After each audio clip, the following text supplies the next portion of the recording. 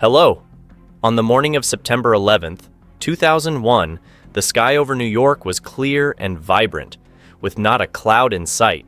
Everything was calm until two passenger planes unexpectedly shattered the tranquility by crashing into the twin towers of the World Trade Center. Both buildings collapsed within about 90 minutes of being attacked.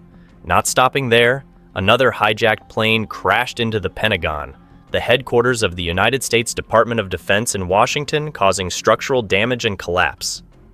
This was the first attack on USA soil since Japan's surprise attack during World War II, leaving a deep scar on the USA government and its people. White House officials were at a loss, not knowing who the perpetrators were, especially as the Taliban immediately declared they had no involvement. However, the government needed to provide an explanation to the public, and so, a month later, the USA president declared a war on terrorism with the goal of eliminating bin Laden.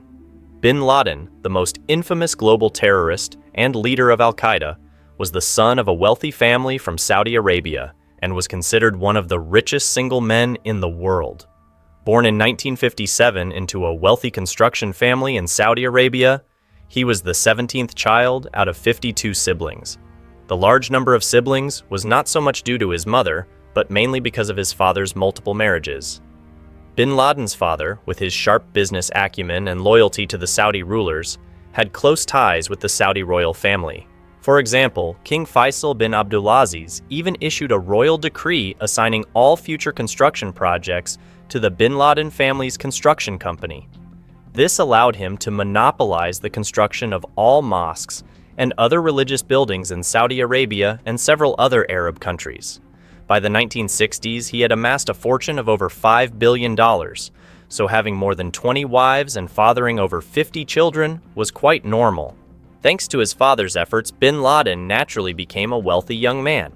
After graduating from university, he joined the family business and thrived in the oil and construction sectors, amassing personal wealth worth billions of dollars. This could have been the story of a wealthy young man striving to become a billionaire and proving himself, but bin Laden's life seemed to have much in common with other ruthless figures, as the comfortable life did not satisfy him. In 1979, the Soviet Union launched a war in Afghanistan, resulting in 1 million deaths and 6 million displaced persons. As a fervent believer in Islam, bin Laden strongly opposed the Soviet invasion and decided to join the fight, even willing to temporarily suspend his studies to participate. Bin Laden and his like-minded associates went to Afghanistan and joined the Islamic Jihadist organization to fight against the Soviet Red Army. He lived there for about 10 years until the Soviets withdrew in 1988. It was during this time in 1988 that bin Laden founded al-Qaeda with the aim of repelling the Soviet invaders. Initially, al-Qaeda had a good relationship with the USA and Western countries, even receiving a lot of weapons and military equipment because the enemy of my enemy is my friend. However, the relationship between the two sides changed drastically after a while. In 1991, when the Gulf War erupted, which initially was a conflict between the USA and Iraq, Saudi Arabia, as a neighboring country, also grew concerned when the war began. Bin Laden approached the Saudi royal family and suggested, "Don't buy Dongfeng missiles from China anymore. I have the al-Qaeda organization. Let me handle the defense of the country." However, the Saudi royal family was not lacking in intelligence. They feared that if they entrusted defense responsibilities to al-Qaeda, Saudi Arabia might one day become an extremist military government. Therefore, they cleverly declined bin Laden's offer. An unexpected situation then occurred. After rejecting bin Laden, the Saudi royal family agreed to let the USA build a military base on their territory. This was unacceptable to bin Laden. He felt that he represented the righteous Muslims, and from the founding of al-Qaeda, his goal had been to gather the strength of Arabs to resist imperialist invasions. He wondered why the royal family was colluding with the USA military and why foreigners should interfere in the affairs of Muslims. Clearly, according to bin Laden, the USA wanted to impose imperialism on the Islamic country, which was an affront to Islam. As a leading radical Muslim, he was determined to fight against the USA, which eventually led to the events of September 11th. Talking about the September 11th attacks, this act of terrorism was truly severe. Over 2,900 people were killed, and the economic damage was estimated to exceed $200 billion, equivalent to 2% of the USA GDP at that time. At that moment, USAs felt like people who had just broken up with their partners, completely losing their sense of security. Although many USAs owned guns, but this was a terrorist attack using airplanes to crash directly into buildings, an unimaginable situation that no one could defend against. The USA Department of Defense declared this the most serious attack on USA soil in over 200 years of national history, with the number of casualties surpassing the total casualties from the Japanese attack on Pearl Harbor during World War II. Immediately after the incident, military forces across the USA were put on the highest alert. When the September 11th events occurred, President George W. Bush was reading a book to children at an elementary school in Florida. His bodyguards arrived and whispered in his ear. Upon hearing the news of the severe terrorist attack, Bush was genuinely confused, silent, and shocked. President Bush tried to remain calm and quickly left the school under the escort of agents to avoid the possibility of another terrorist attack. Immediately after receiving the news of the terrorist attack, President Bush boarded Air Force One and moved between several military bases, eventually landing at Offutt Air Force Base. In a video conference with the CIA director, he was informed that the mastermind behind the attack was almost certainly bin Laden. This was the reason Bush initiated the war in Afghanistan as mentioned earlier, with a firm determination to find bin Laden at any cost, dead or alive. Meanwhile, bin Laden was enjoying a luxurious life as a guest of the Taliban. At that time, the Taliban controlled almost all of Afghanistan following the civil war, and the situation remained unchanged to this day. When bin Laden founded al-Qaeda a few years earlier, he had become acquainted with Mohammed Omar, the leader of the Taliban, leading to a close relationship. One of Omar's wives was bin Laden's daughter, meaning bin Laden had become Omar's father-in-law. When Bush learned that bin Laden was hiding with the Taliban, he threatened Omar, demanding that he hand over bin Laden or face consequences. However, Omar was not easily intimidated, and of course could not hand over his father-in-law, especially when the father-in-law was carrying a large sum of money. This was indeed a difficult situation, wanting to retain both the person and the money. Realizing that bin Laden would not surrender voluntarily, President Bush declared to the world, "We will not distinguish between terrorists and those who harbor them. They will all be held accountable."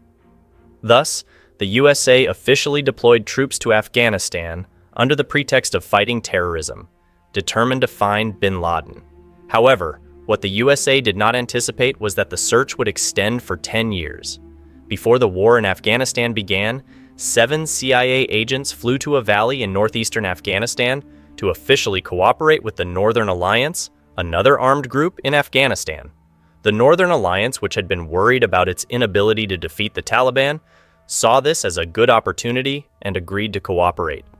On October 7, 2001, the USA military, along with the United Kingdom and other forces, including the Northern Alliance troops on the ground, launched attacks on multiple Taliban positions.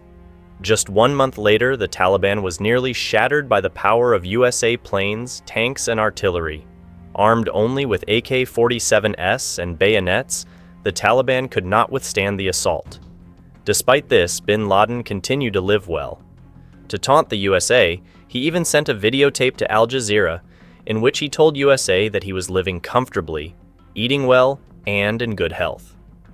He even challenged President Bush, warning that more terrorist attacks would follow. Upon viewing the tape, President Bush felt extremely worried and uneasy. To vent his anger, Bush called in the Secretary of Defense and the CIA director and gave them a severe reprimanding. He finally shouted, "Where are your cannons? Bring them out here for me!" Following this, the USA military launched a fierce bombing campaign in Afghanistan. Every day, there was a scheduled bombing and ground troops continuously searched for targets. Although the campaign did not capture bin Laden, it was not entirely futile, as the third highest ranking member of al-Qaeda was killed. Realizing that the USA military was aggressively hunting for him, bin Laden and his followers fled. So where did bin Laden go? In reality, he had taken refuge in the mountainous region along the Afghanistan-Pakistan border, specifically in a mountainous area known as Tora Bora. This was an ideal hiding place with its winding, complex terrain and numerous caves, making it perfect for guerrilla warfare. Moreover, bin Laden was familiar with the area, having fought against Soviet forces there previously. The USA paid no heed to the terrain advantages that bin Laden relied on, believing that such advantages were insignificant compared to their overwhelming military power. Therefore, USA planes conducted relentless bombing of the area, confident that bin Laden could not escape the mountains. With a better safe than sorry mentality, the USA military spared no expense in bombing suspected caves where bin Laden might be hiding. In addition to conventional weapons, the USA military deployed laser-guided GBU-28 bombs and Paveway 3 missiles, which could penetrate up to 6 meters of concrete or 30 meters of earth before detonating. They also used Tomahawk cruise missiles, known for their high accuracy with an error margin of no more than 10 meters within a 2,000-meter range. The USA military continued these bombings for a month, and under such relentless assault, bin Laden could not endure indefinitely. On December 11th, the USA military learned via radio communication that bin Laden had escaped once again. A week later, bin Laden sent another videotape to Al Jazeera in which he sent warm greetings to those concerned about High, including President Bush and his family. From then on, bin Laden ceased using any communication devices, with all contact with the outside world being through letters. The USA capture operation stalled and no one knew where bin Laden had gone. The USA military had bombs in hand, but did not know where to deploy them. They considered offering a massive reward of $25 million for information leading to his capture, sending spies to infiltrate al-Qaeda, or monitoring all of Afghanistan, but none of these plans advanced. Occasionally, bin Laden released a few videos to prove he was still alive. He seemed to have vanished from the earth. In 2002, there was a slight shift in the situation. At the Guantanamo Bay prison in Cuba, CIA agents were interrogating an Afghan terrorist. Unable to withstand the torture, the terrorist finally revealed an important piece of information. Bin Laden's alias was Abu Ahmed al-Kuwaiti. Of course, the CIA could not be sure whether this information was true or fabricated. With the attitude of, better to catch the wrong person than to miss the right one, the CIA immediately began investigating. But there were hundreds of people with the name Kuwaiti. It wasn't until 2009 that the CIA identified a person named Kuwaiti living in Abbottabad, northern Pakistan. By this time, President Bush had retired, and it had been 8 years since the September 11th attacks. Although the CIA was not certain if this Kuwaiti was connected to bin Laden, they sent several agents to Abbottabad. After a few weeks of investigation, they discovered that Kuwaiti lived in a large villa in a wealthy area of Abbottabad. This villa was the largest building in the area with 3 floors. Strangely, the villa had no telephone or internet connections, and living with Kuwaiti was a man named Abu Faraj al-Libi. The 2 men lived very discreetly, rarely going outside, which raised suspicions among the CIA agents. A few weeks later, the agents planned to install cameras on the trees around the house for 24/7 surveillance without being detected. However, just before the installation, Kuwaiti had all the trees around the house cut down. This made the CIA agents both embarrassed and concerned, as if the cameras had been installed, they might have been detected. As a result, the CIA continued to monitor the house with agents on the ground. A few weeks later, a surveillance report was sent to the CIA director. The report indicated that Kuwaiti's family never left household waste, burning all their trash in the yard. Additionally, the walls surrounding the villa were higher than usual, and there was barbed wire fencing.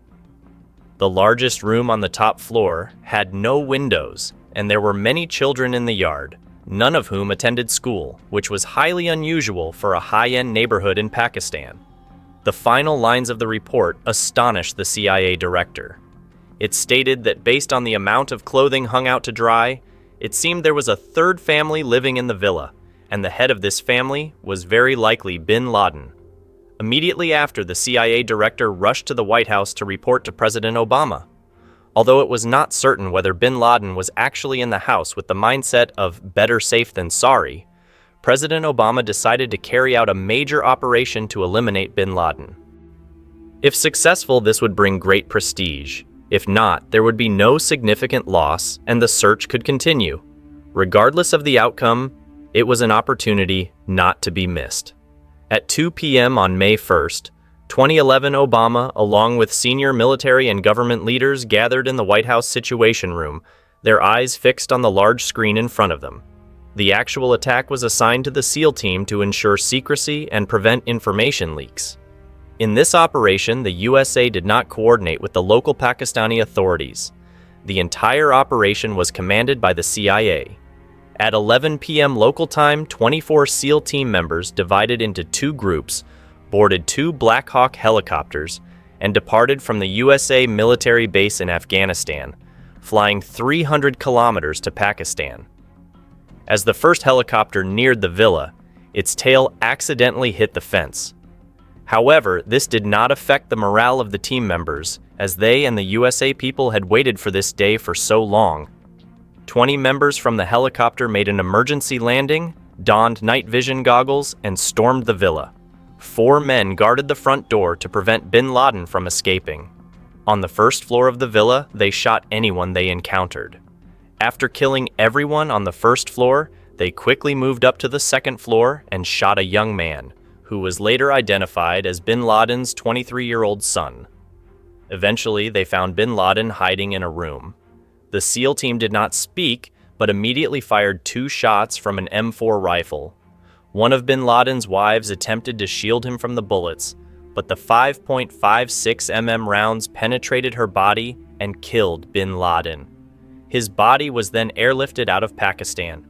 When Al-Qaeda forces arrived to assist, the USA team had long since departed, and the damaged helicopter was also destroyed on site.